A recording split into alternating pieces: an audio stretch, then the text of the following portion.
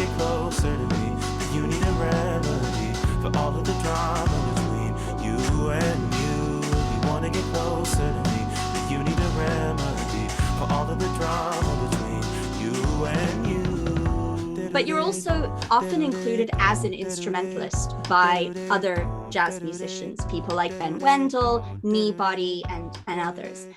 In the world of vocalists are not instrumentalists, or I mean, even more extreme, vocalists are not musicians. Yeah. Are you still fighting to be seen as an equal, even though in many ways these collaborations imply that you are seen as an equal? You're simply just seen as a great musician. And when people are putting together a band, they're like, oh, I want Gerald Clayton and, you know, I don't know, Nate Wood and Michael Mayo, instrument aside. Sure. Yeah. I mean, I definitely walked around with a chip on my shoulder about that for a long time. Just wanting to prove myself that as a singer, I could hang with the instrumentalists.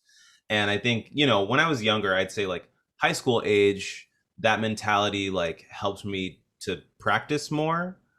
But after a while, I sort of outgrew it. But it took me a while to realize that I outgrew it. So I was sort of walking around with these like, you know, embedded in that is sort of like an implied value system or judgment system that like instrumentalists are better or better musicians or better in some sort of way than singers are.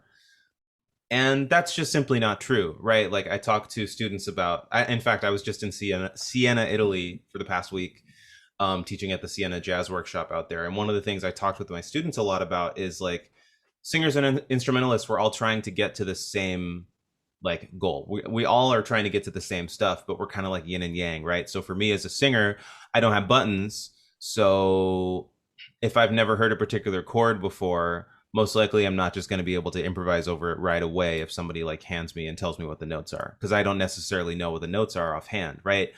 But what is easy for me is if I have an idea in my head, I can just sing it, right? So for an instrumentalist, it's kind of flipped. So for them, if somebody puts something in front of them, they can just like play it. If they put their fingers in the right place at the right time, the sound's going to come out, right? But they also, if they hear something in their head, they have to know how sort of mathematically that translates to their instrument. So it's like, what is easy for one is difficult for the other. And I think we need to sort of spend more time thinking about that idea and understanding the nature of what we do and that it's just different. So like, I'm just really passionate about trying to help singers have more compassion for themselves, because it's hard. Like we can sort of be beat down and then in turn beat ourselves down. And it's really just like counterproductive and unnecessary. So that was a very long way of saying, yes, I've dealt with that, and I'm trying to not deal with it as much now, if that makes sense. Well, firstly, nothing's longer than my preamble to get to each question in this interview.